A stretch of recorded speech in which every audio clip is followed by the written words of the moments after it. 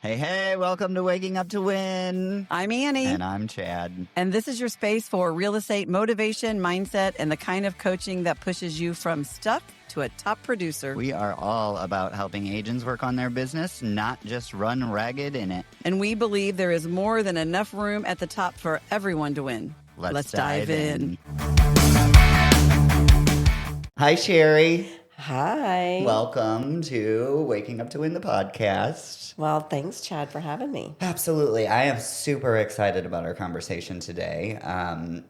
Before we hit go here, we had a little bit of a conversation about our history. So we met you seems like eons ago to me, but I'm a little bit younger than you or Annie. Not much, just a couple years. But... You're still a young pup. Well, I don't feel like one these days, if I'm being honest with you. I feel like I'm doing a lot of growing right now. I'm kind of in that midlife crisis, I think, is the way that we determine it, where you really step back and look at what is important to you and what do you want to do with the rest of your life. And so I'm definitely in the middle of that. So that's a fun place to be for me. Well, but awesome. Where are you at? You tell me. What's your history? I know our history, but... Who is Sherry Ruyle? Oh, my. Sherry Rule's got a lot of hats. But First and foremost, Chad, thanks. I'm honored that you asked me to come in today to do this podcast. Absolutely. So thank you. You were on my top 10 list My top of interviewees. 10. Oh, my goodness. Well, how did I get to top 10? How did you get to top 10? You tell me. Why do you think you're on my top 10 Well, list? I remember meeting you and Annie, I don't know, probably 8 years ago through networking. Yeah, Master Networks. When Annie and Chad went rogue and created their own little chapter because they didn't get along with anybody else. Am I wrong? Well, I wouldn't say that. I wouldn't say that. We had a vision that nobody else could see, and we wanted to create that. Yeah. Well, you and Annie's just been great collaborators over the years, right? Yeah. I enjoy talking to agents outside of that day-to-day conversation of doing transactions. Having someone you can call and just say, hey, what's going on? What are you experiencing? We have amazing agents in our office, but I think that it's always great to create those relationships. So, Agreed. And that's kind of what I have with you and Annie. Yeah, I agree. So just so everybody that's listening and watching knows, we don't work in the same office. Nope, we sure do not. No. You work for who? I work with Yes. Meyer and Company Real Estate up in Troy.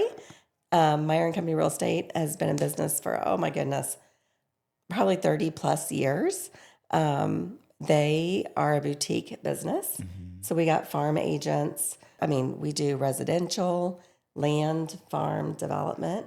So we just kind of do a little bit of everything. Yeah, and I love that. And I think that speaks volumes that the brokerage has been around for that long. It's probably been closer to 50, to be honest. The people that are involved in that vision really understand it, if that makes sense. Well, it's a family-owned company, and that's important to me. Family values. Yeah. And that's how the office is ran. It's not about how many. It's about the quality and who we have in the office. Yes. And we share a similar theory here. It was within our office, and we've gone a completely different route than that, Annie and I, because you've popped up in every single stage of Annie and Chad's growth within the industry. So to say that we view you as a coach of ours or a collaborator of ours is an underestimate or understatement for sure. But, we had that progression. We opened our own independent brokerage. You showed up a little bit there and gave us a very big insight, and I don't even know that you knew that, in the launch of that, in the opening of that. And that insight actually, I think, is what drove us to franchise at the end of the day. And so we've now landed, that's where we're at now with Realty One Group as a franchise, which is independently owned and operated. That's how the Realty One Group structure works. And everybody watching knows what we're all about. So I'm going to just let that go for the time being. But super excited. And the only reason I'm saying that is because I want other realtors out there to know that doesn't always have to be us versus them. Absolutely. We can definitely have a productive, collaborative relationship with each other without pissing in each other's sandbox, That's if right. you will. We're all here, and at the end of the day, Right. we all have the same goal, right? Right. So, Okay. So working on your foundation, right? Going into that conversation, your foundation as a realtor in the real estate industry, what is your base? What are you trying to do in the industry as a real estate agent? And how does that relate to other realtors in the industry that might be listening to this? I am at a point within my business that, I started growing a team under Meyer and Company back in 2022. I started in the real estate industry not because I wanted it to be a realtor. I started because I wanted to get out of corporate. And because you're younger, you don't understand what it's like to answer an ad in a newspaper, So I did that, answered a blind ad, and that's how I was introduced to real estate. Yeah. And that was back in 2003. And so my stepping in to the real estate industry really was more of me managing and working with a team of agents, actually the Meyer family. And there was, 3 agents, and I worked with them with all aspects of the business for about 9 years. But did not sell But actively. did not sell. Okay. I think in that 9 years, I did do a couple transactions, but my role was really to support them. But when I mean support them, I wasn't always behind the desk. I had my fair share of putting boots on and being out on the farmland with the guys. And Do you know how to drive an ATV?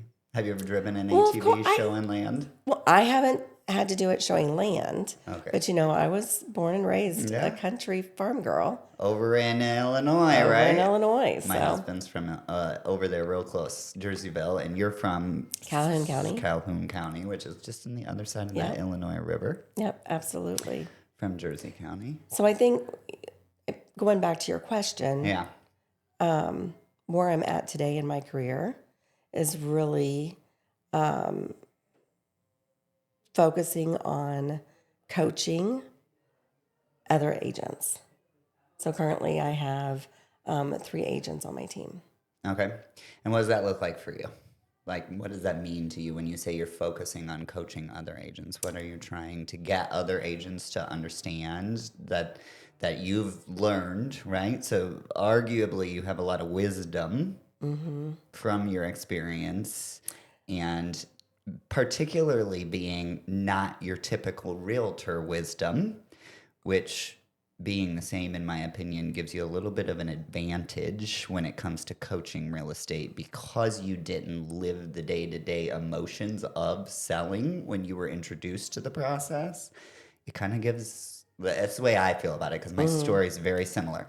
Kind of gives us like a bird's eye view of, people need, if you're watching 100 realtors and 70 of them are doing the same thing and they're all experiencing the same frustration, it's easier to see that from the outside than the inside, right? Absolutely.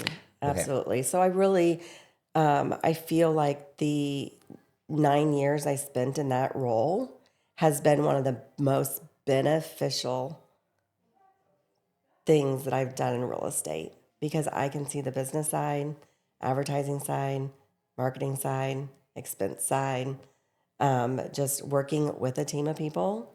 And then in 2009, and just taking that a little bit further into experience, I relocated to Tennessee for my husband for his career.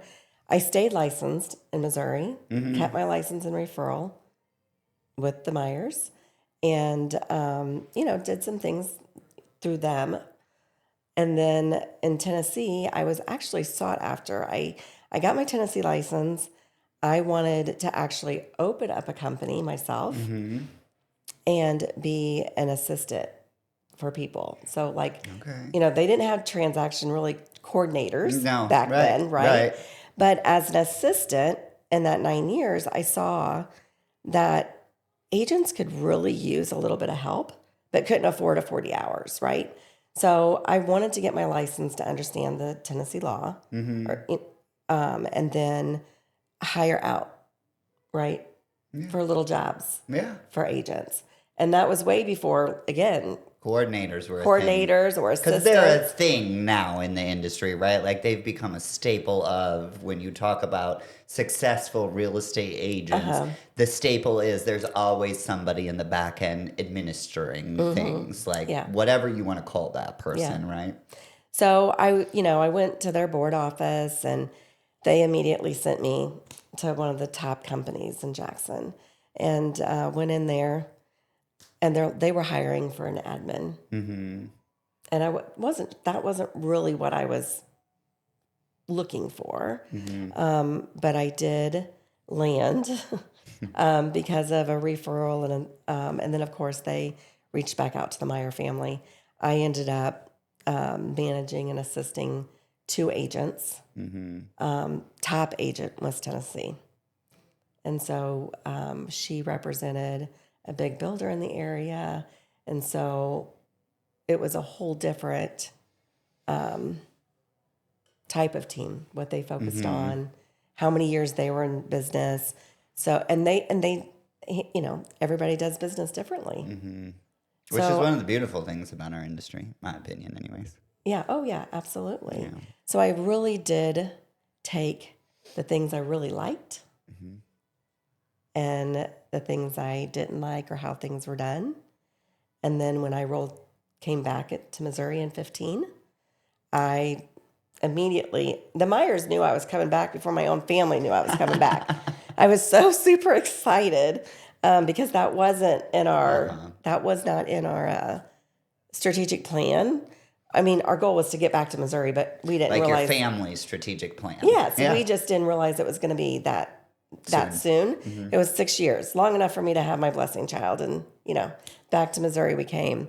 Out of curiosity, what drove you to Tennessee? My husband works for Toyota. Okay, so job relocation. Okay. Yep. And so when I came back, I told the Meyers, like, I'm coming back, but don't ask me to admin. I'm selling and over it. I'm over it. I'm so over it. I want to do my own thing. Because actually, before I left Tennessee, I put a resignation in for I resigned from the admin job and was going to sell. Okay. And got a kind of a part-time gig managing a private school of 80 kids.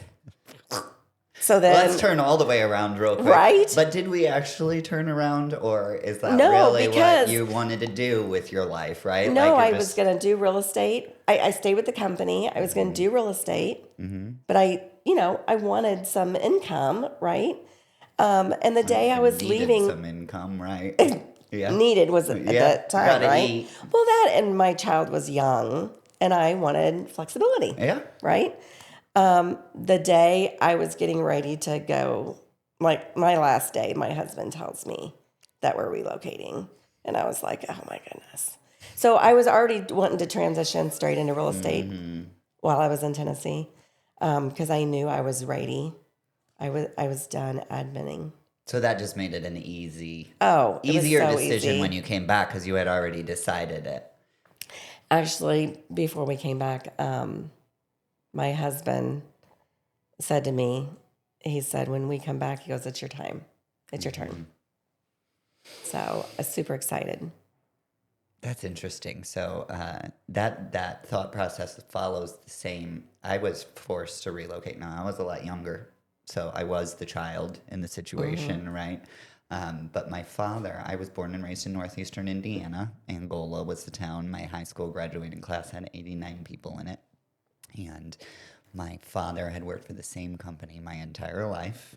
I was 15 years old at the time. So for 15 years, I had lived in the same house. My dad had the same job. My mom bounced around from job to job, but she was never really the worker, right? The breadwinner. She was more the household manager type of, whatever. And she worked because it gave her fulfillment in life, but not out of necessity. And in 2015, my dad's company got bought out, and they were closing the plant that he worked at, which was adjacent to the small town we lived in. And he had the opportunity either move his family to Missouri or figure out how to make the same amount of money that he was making to feed his family in the tiny town that we lived in, which was going to be difficult. And so he chose to move us to Missouri, which I know was a very difficult decision for him now. And I know that one of the reasons he's okay with that decision now is because it provided me an opportunity to live authentically. I was already grappling with my self-identity in that small town and dealing with how I was going to come to terms with that. And it was a very natural thing for me then to just come out as gay when I moved here to the big city, right?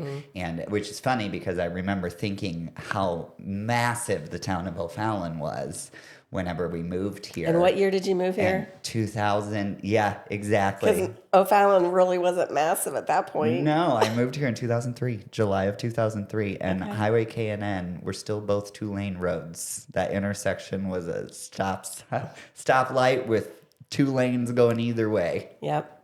So Highway 364 was not there. Like none of that infrastructure that's there now. So, but I totally get that feeling of knowing it's just an instinct. Like your instincts are spot on. And I love that about you. Thanks, Chad. And the fact that you trust them too, because a lot of people don't trust their instincts. So I feel like one of my, and the people that really know me know, like I can walk into a room and I can feel and see if there's, drama or tension. I can feel the energy.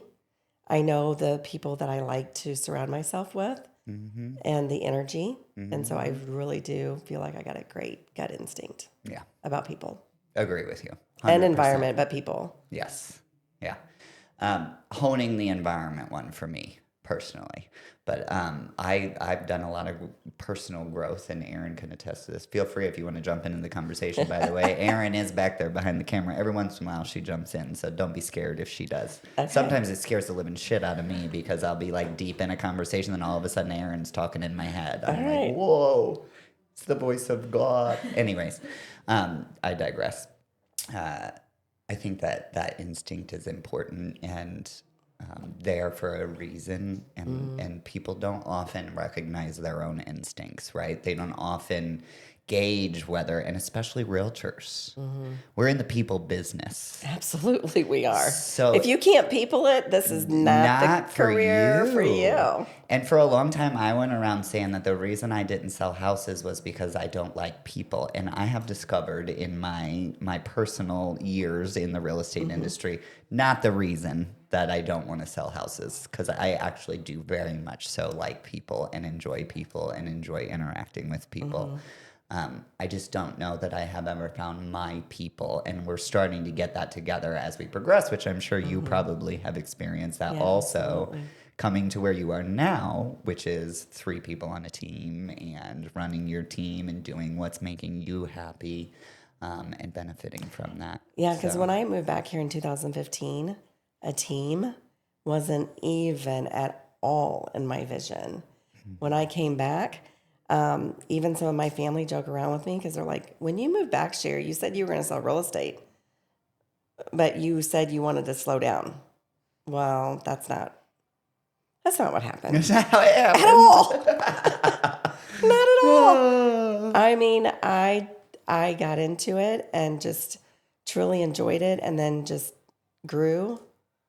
And it's just like I had fire in my belly, right? And just kept on going. So I remember that, like you just said, I have always, even as a child, been other people's confidant on whether somebody will be advantageous to their personal vision, right?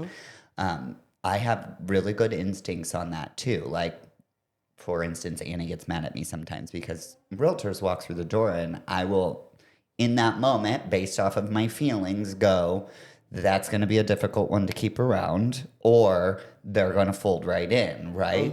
And I don't know why at the moment I think that, and sometimes I let that out of my mouth, which is a maturity thing that I need to work on, right? And because everybody deserves the opportunity, whether I think they're going to or not.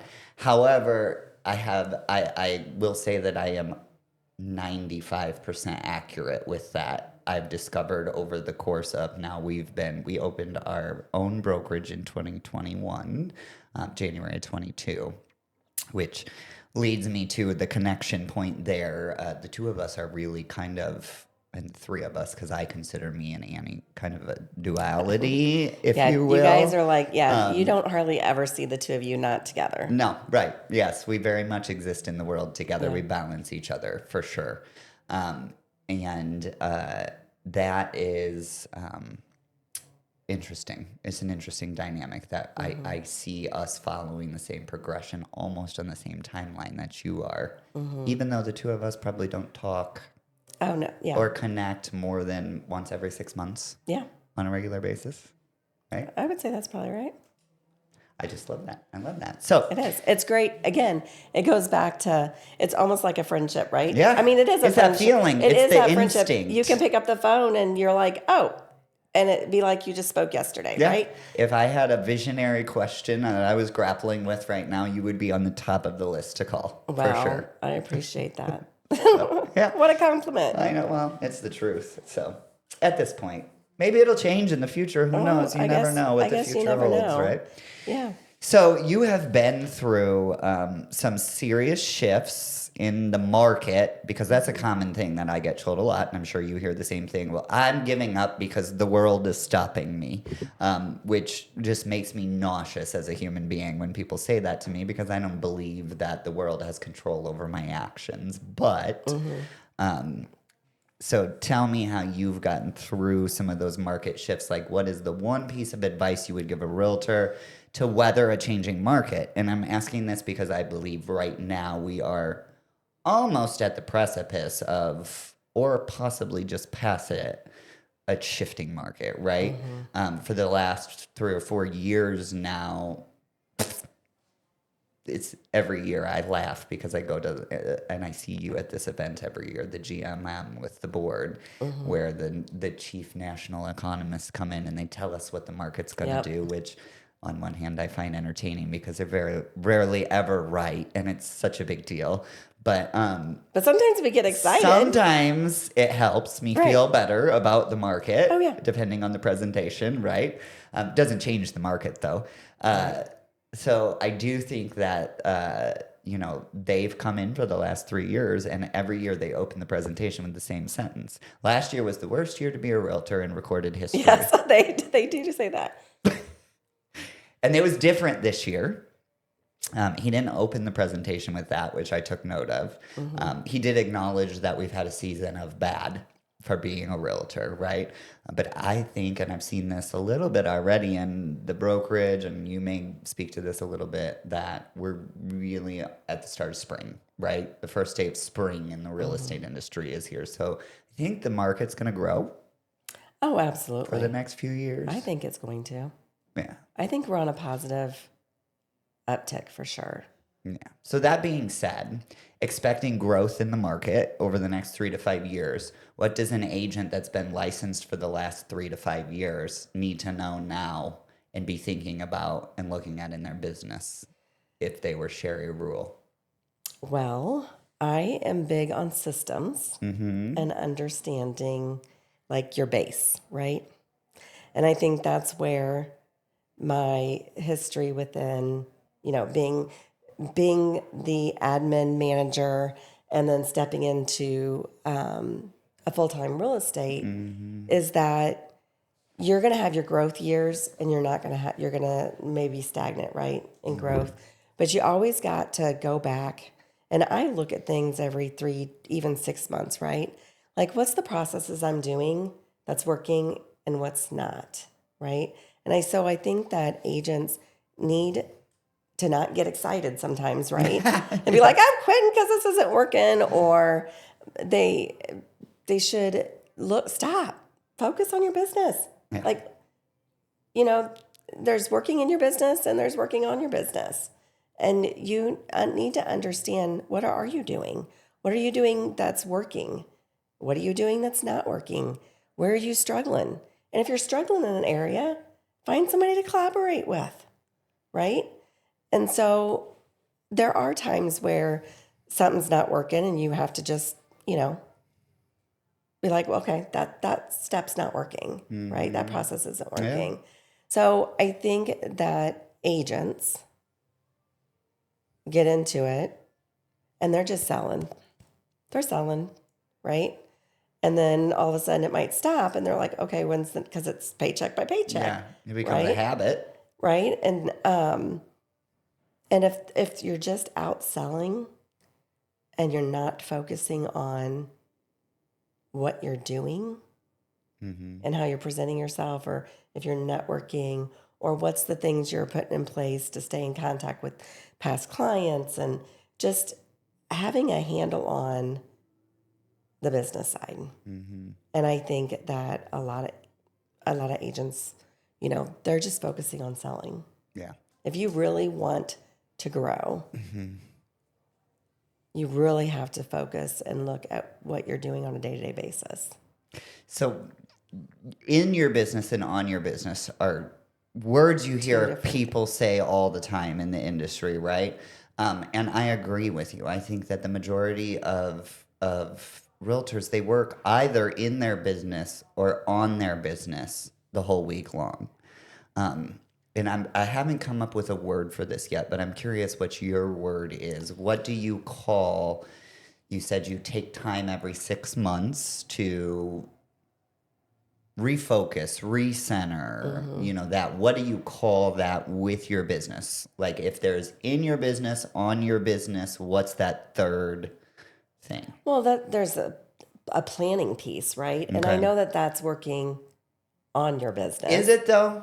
But it's more about strategic planning, Yes. right? So there's working on your business. Which And is in your developing the like emotional reaction to your outcomes from your systems, right? So I think that, again, that's more about strategic planning. Strategic planning is a good word for it. Like I said, I haven't come up with a way to describe that. I think it's strategic. Elegantly, I right? think I kind of like the strategic Yeah. planning. I'm leaning on that. So one of the things that we do in our coaching program here is that we do talk about working in your business. That's allowing yourself to let go of the on your business part in the moment, or let go of the emotions in the moment, and allow the systems that you've created strategically to habitualize those things and run those things, right? So it doesn't require conscious effort when you're working in your business. And then on your business is a reflection almost. It's that moment to ask yourself, okay, I allowed myself to go through those systems without consciously forcing it. Did that produce the result that I wanted, or did Right. it not?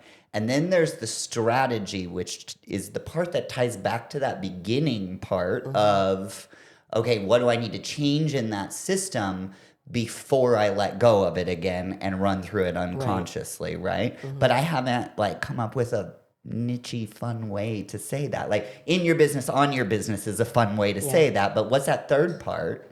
And I think that the industry in general leaves that part out because it's not easy to say that in a single sentence. Well, and I think that everybody's vision for what they do in real estate's different too, right? So when I got to that point in my business, when the fire was still going, well, I still have the fire. I've also went through a period of a self journey, and really worked on myself for a couple of years, and to weed out the things that were in my way, and to really just figure out who Sherry was, and why do I work this way? Why does my brain work this way? And it's a whole different topic, but it was an emotional journey that I'm very glad that I went through, because I think that has helped me on my trajectory of where I am today. Yeah. Because sometimes you got to let go of the things that need to be let go of so that you can move forward, right? And so I've learned one thing about myself, and that is to always continue to grow. Work on yourself, continue to grow, right? And so when I just, the real estate sales piece of it was growing every year, when at first, I said I just wanted to sell real estate and I just didn't really want to do anything. Yeah, me too. Yeah. Right. I don't really want to do that. I'm really good at understanding the logical side of things. So, like deciphering contracts and words and what they mean and all Yeah. of that is very easy for me to do naturally or instinctively. So, I was the same. That's the reason why Yeah. I say don't want to sell houses. Not because I don't want to sell houses, it's because I wasn't very good at the emotional side of managing people or working with people and collaborating with people. So I would say in 2000, starting not necessarily in 18, but 19, 20 when COVID hit. Mm-hmm. And my business, crazy times, but my business exploded. And I had to ask myself in 2020, like, Sherry, do you want to continue? Because if you do, you can't do this by yourself. Yeah. I remember you asking yourself that question because I think it was 2021 we were sitting at Prado's. Well, I know. Or 22 possibly. Were we still at Grassmuck Realty or had we opened already? Well, let me go through my timeline because Okay, that will help yeah. you. Because you just said that we're kind of been on that same trajectory. Because So we started a team at Grassmuck Realty before we opened our own indie brokerage too. So and so in 2021 is when I decided to get an assistant. So I have a part-time assistant, a virtual assistant, and it's been amazing. She's actually been with me now. This will be 5 years in June. One of the best things that I did for my business. And so once I kind of got that strategically in place and everything was running, Sherry was like, okay, it's still time to go. I get it. So into 2021, going into 22, I put together, actually, I think I met with Annie and asked some questions to understand. And I remember calling Tennessee, calling the agent I worked for there, and asked her, what her advice on some things and what I was thinking, and she gave it to me straight, and I went into that strategic planning mode, and I had a whole presentation put together of what my vision looked like. And so it took a few months, but in 2022 is when kind of got things in place, and I launched the team in 22, so the fall of 22. Yeah. We sat at Prado's maybe a month after we had opened our indie when you were going through that. And that was the call when you called Annie. And then Annie It was called. in 21. It was in 21. Yeah, 21, end of 21. So we had not opened yet because we opened in January of 22, but we knew we were going to open our own indie about 4 months before that. So we were in the process of And I don't think moving and the you guys did team not out say. on our own. We did not say that at the time No. because obviously we couldn't, right? So that makes sense. But yes, we were already in conversations about moving the team out on our own at that point. And so then you called Annie, and then Annie called me, and she goes, I really want you to come to this meeting with me. And I didn't understand why the hell she wanted me to come. But at that point in my life, I just went everywhere with her because I wasn't quite sure why, but I knew that it would be beneficial for me for the long run to hang out with her, which is instinct, right? Right. However, we did. We sat at Prado's, and I remember that conversation almost like I can still sit there at that table and see that. So it was impactful, and in that moment, I decided that you were going to be an unstoppable force in this industry. Just because of that conversation. So that's when I first saw it. And here we are 5 years later. And yeah, here we go. Here we are. You still are. So that's amazing. So I don't know whether you picked up on this. Maybe you did, maybe you didn't, but we're kind of a fan of the number 3 around here. So Realty One Group is our franchise. And when we franchised, we were asked to pick a single word that represented what our personal mission and vision were for our office as part of Realty One Group. And all of Realty One Group except for the corporate stores, have a word after it. They're DBA. And so ours is trifecta. And that stems from the core value that we had identified at Callaway Realty Group, which was our indie brokerage, of always seeking the win-win-win. And that looked at Grassmuck Realty, it looked like a situation where the team, the agent, and the broker won. At Indie, it looked like a situation where the client, the brokerage, and the agent all won. And here, from a company management standpoint, it looks like the client, the brokerage, and the brand win. And so we leaned into that 3. And we have 3 core values. I have 3 personal core values that I've identified. And I think Annie does too. And we always come back to those. So what are your top 3 core values as a person, but also as a realtor in your real estate team that you're building right now? What are the 3 core values? Number 1. Yes. Relationships. Love that. Why? That is a value for me personally and professionally. And just being very authentic with those relationships. Family. There's one area of, in my opinion, mental well-being that's not been named yet. So authenticity and family are really instinctive and emotional core values. There's no logical core values in your statement so far. So if I ask you what would be the most logical core value for you to have as a person and for your team, what would those 2 words be? Honesty. Honesty. And can I pitch one? Sure. Transparency. Oh, there we go.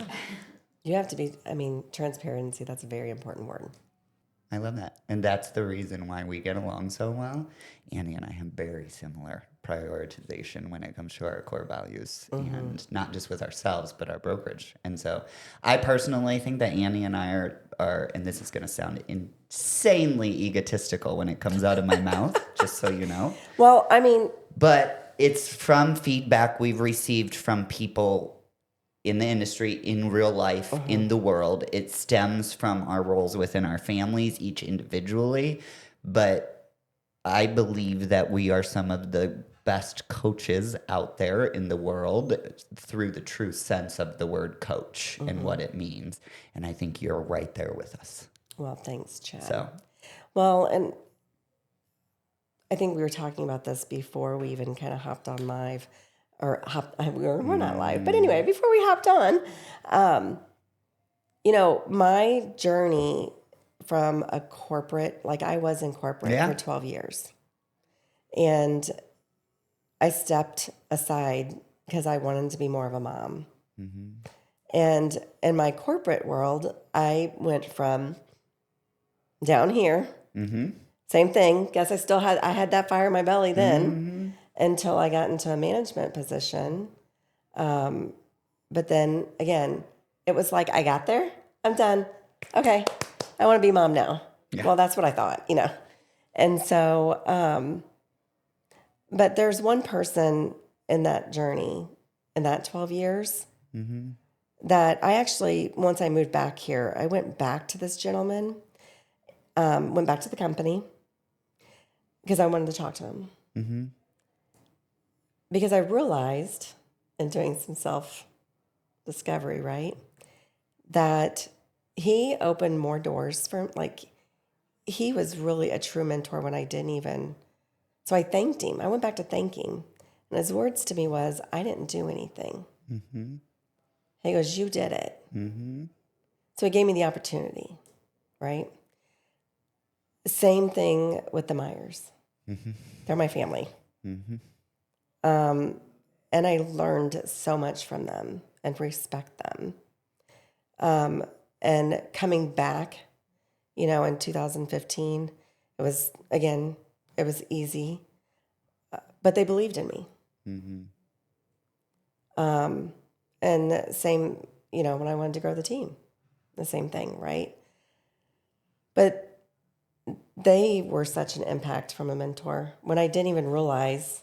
I think about where I was when I started with them in 2003 and where I am now. Who would have? I didn't I didn't realize that, Wasn't right? your plan, right? It wasn't my plan. It was in my mind. It was God's plan. Yeah. So, so if you look at just historically, like where I was in the beginning and where I am now, I have so many people to thank for that.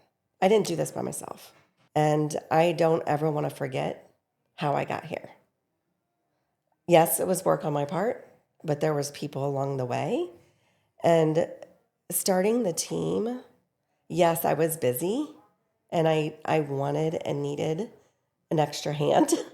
Sure, that was the physical catalyst. Right? Right? Right. But in the end, I had so many people open doors for me that I want to pay it forward. Mm-hmm. You know, as I'm also a director of leadership for another organization. Name the organization. Sorry. Yeah. Yes. PR yourself, Sherry. Absolutely. It's not a bad thing. Nobody's going to get upset. For Women of Little Black Book. Yes. And I love that role. And even then doing that role made me realize too, like I truly enjoy coaching. Mm-hmm. But the reason why I enjoy it is because I enjoy seeing people win. So I don't know if you've caught on to this knowing me, but my tagline is opening doors to opportunities. Mm-hmm. Where do you think that came from? I don't know. I know that No, I just referenced it though when I told you my journey. your Meyer So and company influence, your coach. People gave me opportunities when I didn't know I was getting them. Yeah. And people opened doors for me that I didn't know that was available or open, and I walked through them. Mm-hmm. And so, yes, I opened doors for homeowners. Yeah. But that whole tagline comes from something much deeper than just opening a door for a buyer. It 100% does. So, I'm feeling very awestruck right now. And the reason I'm feeling that way is because our corporate mission statement is opening doors across the globe. oh, I didn't even know that. One life, one dream, and one home at a time. Mm-hmm.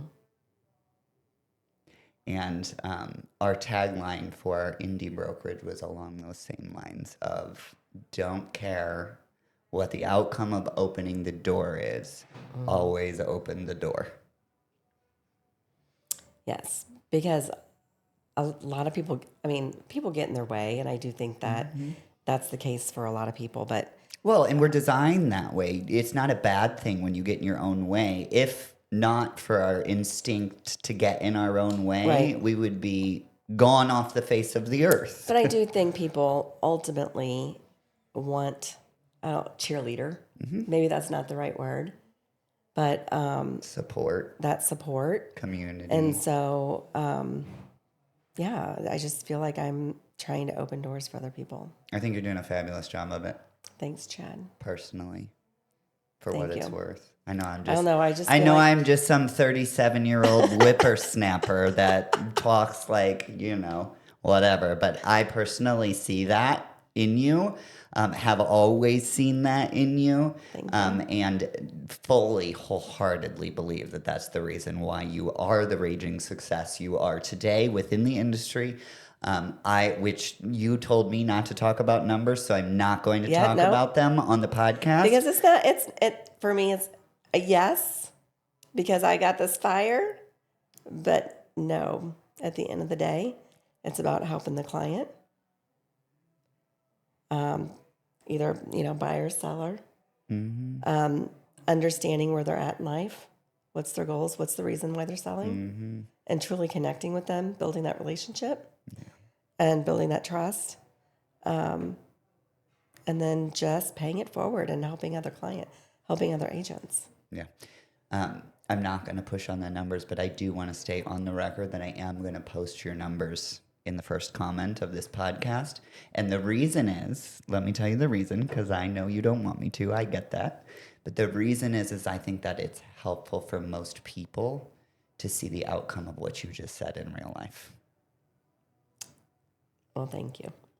Yeah, it's impressive because it makes a big difference in the dollars, which is the necessity before you can ever get to what you're doing. You have to put that in place at the bottom line. So while I agree with you, I don't want to make the conversation about the numbers. I do think it's important that you are proud of your numbers. Are you proud of your numbers? I am proud of my numbers. And I will say, I guess I did not realize from a ranking perspective. And when I got an email from Real Producers that I was in their top, and I was like, what? But how is that even possible? How's that possible? No. And I ran numbers, and then I saw, and I was like, oh, wow. And then someone nominated me, and then I was given the opportunity to be featured in the Real Producers magazine last year, and that was it was great. It was a great feeling. I was able to feature my team. So yeah, it was exciting. Something to be proud of. So one more question for you before we wrap up. Okay. What is one thing that you do consistently in your sales business as a realtor that if a younger agent was sitting in this chair, maybe even younger than me, because I'm a younger agent, but younger than me, so, young millennial, early Gen Z would tell you is not worth the time of the day that you spend doing on it? A handwritten note. Not a text message.